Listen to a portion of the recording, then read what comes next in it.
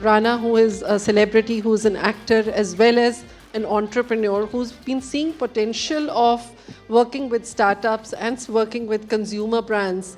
He's always had this keen eye to be able to launch and see what is the potential of a brand and where it can really, as a startup, where it is and where it can go to.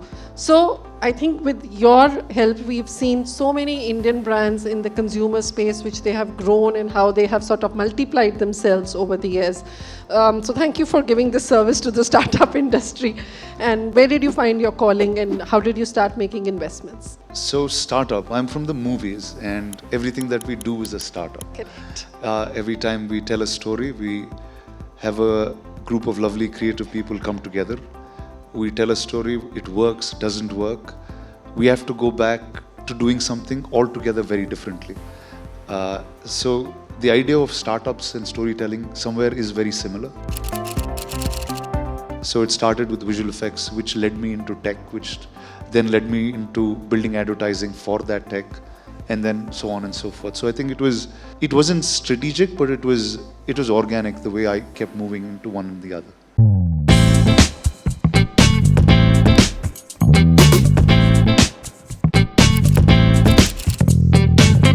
So, today we are also going to talk about his newest venture, which is actually Loka Loka. So both he and Harsha, they are both co-founders in it.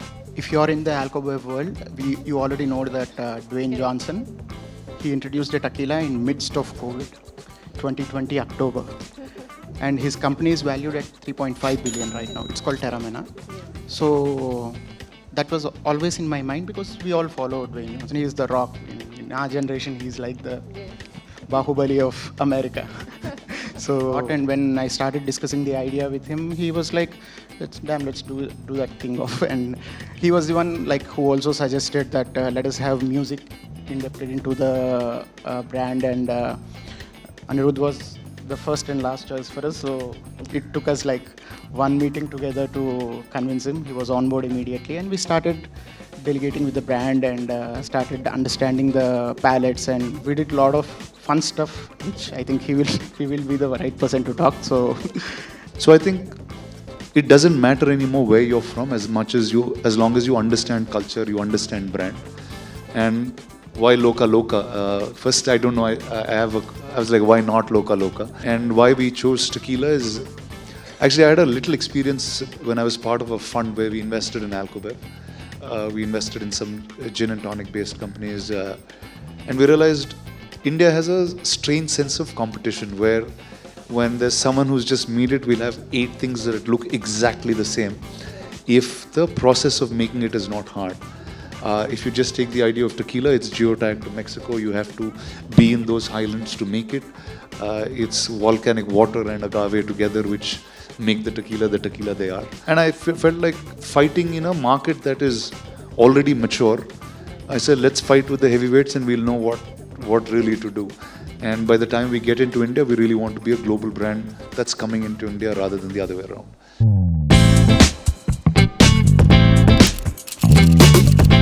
The idea of Mexico and India, they're two ancient cultures. Both are very celebratory in their nature. And yet there's nothing that actually fuses both of us. For the matter of fact, there's not great Mexican food in India either, right? So I just feel like it's just the fact that the cultures are far, and we thought America was the best place for us to marry both these cultures. It's right next door to Mexico as well. So hence it was literally an organic start. It was not planned to be that manner, but really the whole thing is set in that process pretty well. What other sectors are you gung-ho about? See, one is I'm actually not by sector, I'm by product in some manner. I think that's more how I can understand things. We've been invested in skincare, we've been invested in fashion for a while. But the largest step into retail is Broadway. It's really like one place for all D2C brands. Like take the year of 2020 to now, I think I can say successfully India has over 200 or 250 brands that are 1,000. over the 200 crore category, like who are doing 150 to 200 crores, all built in the last 6-7 years. And most of them don't have a retail strategy in some manner. Broadway is the new age departmental store which caters to almost 160 to 180 brands in one store, along with food stories that's as part of it. What future do you see? Any kind of licensing content which emerges out of cinema, whether it's a movie or whether it's a character? Classically, we've always been a one film, one IP, does well at that period of time. It's probably sold all together at once. And nobody really bothered about licensing. Globally, it's been a very, very big thing. Like today, a lot of old studios survive because of the content they own. But in India, most of the studios are dead because they don't own their content no more. They've been perpetually sold either to a television network or to an independent buyer. So I think now that stage is kind of matured. The ecosystem is very connected.